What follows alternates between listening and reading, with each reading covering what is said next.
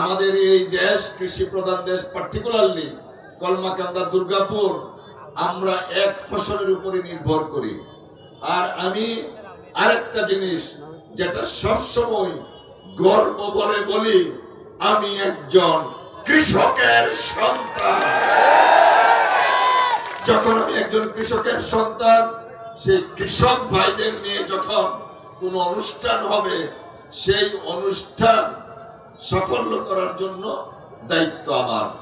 প্রিয় বন্ধুরা আমার, আমাদের আলোচক বৃন্দ বলেছেন আমাদের এই মাটি অত্যন্ত উর্বর। আমরা যতটুকু ফসল ফলাই, আমাদের যতটুকু দরকার তার চেয়ে বেশি ফসল ফলে, এটাই বুঝে বলেছেন আমাদের আলোচক বৃন্দ।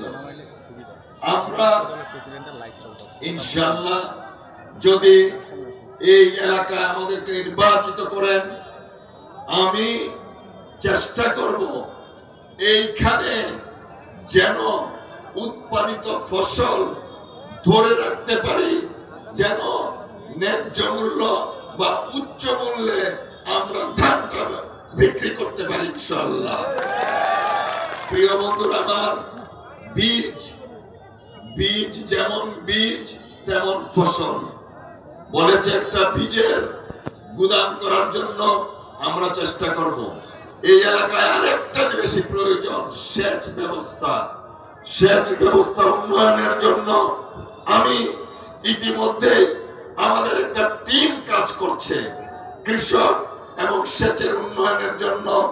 আশা করছি আমরা আমাদের এই কর্মের যে ফলাফল আসবে আপনাদের সামনে ঘোষণা করব, এবং আগামী দিনে কৃষকরা ইনশাআল্লাহ গুলা ভরা ধান তাদের গুলাতে উঠবে এবং উচ্চ মূল্যে সেই ধান বিক্রির জন্য আমি ব্যবস্থা করব ইনশাআল্লাহ।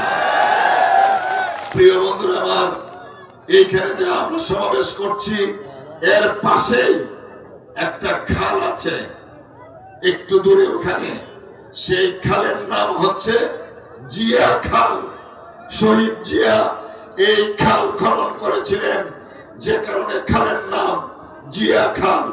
আমাদের ভারপ্রাপ্ত চেয়ারম্যান ঘোষণা করেছেন বিএনপি যদি রাষ্ট্র পরিচালনায় আসে তাহলে আবার খাল খনন কর্মসূচি হাতে নেওয়া হবে। আমি আজকে দাঁড়িয়ে এখানে কথা দিচ্ছি, ইনশাআল্লাহ আমরা চেষ্টা করব এই জিয়া খাল যেন জিয়া রহমানের সন্তান জনাব